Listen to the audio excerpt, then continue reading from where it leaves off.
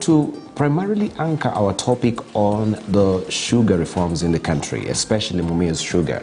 Are we seeing the vanishing signs of Mumia's sugar right now? As we know, there is an issue with the leasing, and the court has made its pronouncement on that as well. We shall be discussing that and a raft of other issues as well, looking at Kenya Power, which is trying to diversify, going into the internet sector as well. How will that be for Kenya Power in this also a very competitive arena when we come to the digital space as well? Right, we have also Kenyans right now who will be, of course, driven on electric buses, and this will be happening on a pilot phase here in Nairobi in the coming months. We shall give you details of this as well. And also, we know we are inundated with the public debt. As far as we know, the country is burdened and saddled with the debt that is always rising. And right now we know the Ministry of that is the Treasury is seeking public opinion as well on the coming up budget that will be tabled by the CS of Treasury, Ukuri Atani. That will be in April next month. So the public being given a sporting chance to give their views as well. But still, even as we clamor for a ceiling on the borrowing and the debt, still Treasury wants to, of course, break that ceiling and have more debt in times of crisis like we are when it comes to finances issues. So we shall be discussing this and a raft of other issues. We have our guests already in studio with us. We have Rosalinda Simiyu. She is the former director of Nzoia Sugar, also the former national chair of Kenya Union of Sugar Farmers here in the country. She'll tell us more about that. We have also with us in studio Professor Exen Iraki, who is a professor at the University of Nairobi School of Business. Also we'll be joined by engineer Fred Nabangi, who is a management consultant.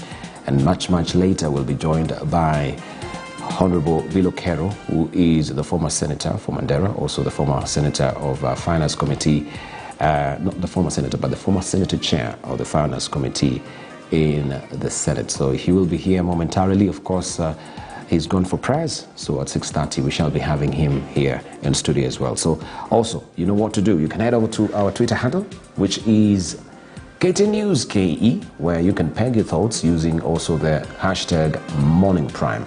Good. Let's put this horse into full run by looking at what we have fresh off the press this morning. But I'll be remiss if I don't just hear from our panelists. At least they're here early in the morning to just hear their voices and to tell us how they have been. I'll begin with Rosalinda Simiyu. Good morning. How are you? Fine, thank you. You look fantastic. You're brightening our studio this morning. Right? Thank you. Aside from the gloomy, hard faces that we always have with the men here, at least today. I brought some brightness. You bring some brightness and charm in the morning. Thank you so very much. Yeah. How are you? I'm fine, thank you. Okay, fantastic. Thank you. I look forward to hearing from you, especially on the sugar sector. You've been there for quite a while. Quite a while. Mm-hmm. So you're a good dab hand as far as giving us experience of the sugar sector is concerned. Looking at the reforms, looking at also the Senate committee that came up with the task force report to see has that been implemented, how is it really panning out right now, and what is really ailing even Mumia's sugar with the leases right now. Yes. And Professor, good to see you as always. It's always a treat to have you also here on Sokoni. Long time. Long time. Is it long time? I think it's just about a week. A week is a long time, particularly in politics. Particularly in politics? Yes. Not even a day? I'm happy to meet my co-panelist. I've never met her, but I buy sugar every day. You buy sugar every day? It's an issue that is persistent, an issue that is very close to my heart. I also notice that any time we are going to the polls, sugar becomes an issue. Sugar becomes an issue? If not sugar, maize.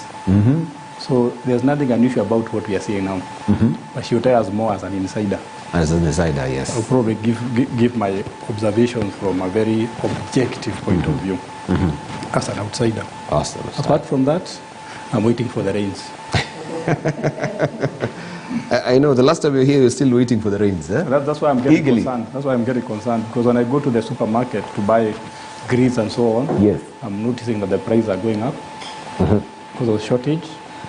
So once the rains fall, I expect better prices. And now, in particular, now that I expect the price of oil to go up because of Ukraine. The Ukraine war. So if the price of oil goes up, the price of good goes up, the price of food goes up, the price of oil goes up, we have a reason to be concerned.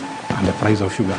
Yes, we have a reason indeed to be concerned. Yes. But I don't know if it's me, but lately the heat here in Nairobi, especially at night, that's why I'm talking unbearable. That's why I want the rains. That's why I want. Yeah, this is the impact of global warming. That degree centigrade in Nairobi is an issue. It's an issue because this is March, actually.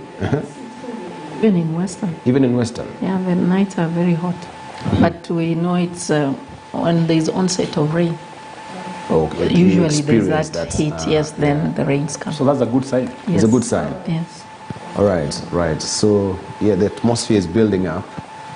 Soon the clouds will be bursting with rain as well. We do hope so that our farmers can continue also, of course, benefiting from the rains at the end of the day. Right, as I mentioned, we have the papers for you. Let's see what is fresh off the press this morning. We begin with the bold paper, which is The Standard. And this is what is headlining The Standard this morning. The headliners, this is what we have as a splash today.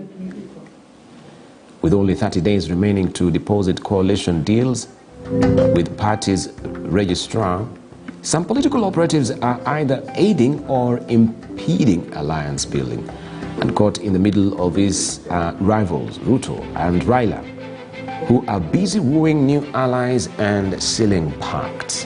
This story continues on page 6 of The Standard this morning. And you can see the faces of the headliners here. Time is of great essence here. And I have picked my jersey already. And I am moving on to the next stage. This is a bite there from Moses Courier, Latondo South MP. Also, we have a bite from one of the headliners within the UDA party, that is the UDA party chairman, former Senator Johnson Mudama. He's saying, quote unquote, it all depends on who you are and from which angle you're viewing me. It is true, some believe that I am a hardliner, others not. All right, we have also ODM election director there. Also the Suba East Member of Parliament, Junet Mohammed, saying, quote unquote, whatever I do so for the greater good of my party leader and my party. I am also aware that I'm a target of all manner of attacks. We have Cleophas Malala, Kakamega Senator, saying, quote unquote, let's not lie to one another. Junet once said he was a warrior of ODM and will not think twice on Raila's directives. Me too, I am Musalia's Junet. And that is what he's saying. He's a Musalia's Junet. We have also Enoch Wambua, Kitui Senator, who is saying, quote unquote, I'm not a hardliner. No, what I state is purely the standpoint of my party leader. And I therefore only amplify his sentiments. I can never hurt him politically by contradicting his position. That is there from the headliners. Mini Kingmaker. That is Mini Kingmakers there, a probing question on the front page of The Standard. Also the good, the bad and the ugly of the Ruto's tour abroad. For Ruto, his 10-day trip to the US and UK has been great success, but to others it has exposed his underbelly and slowed down Kenya Kwanza campaigns. You can follow his story on page 7 of The Standard this morning. Remember also today is Thursday. We have shipping and logistics pulled magazine inside The Standard today. SGR's growth strength fails to wipe out trucks from roads. You can follow details inside the shipping and logistics. Also, we have real estate. Question is Kilimani turning into the new Islands? Is Kilimani turning into the new Islands? That is a probing question. You can follow all the details inside there. Breaking away all the building codes right now. Many of the apartments are coming up in Kilimani. You can read all the details inside the real estate in The Standard today. Heavy task for man to oversee Uhuru transition. This is Marjan Hussein Marjan, the new IBC Chief Executive Officer, walks tightrope in steering the commission to hold a free and fair election in August and overcome planning hurdles and court cases. He's now been confirmed as a CEO.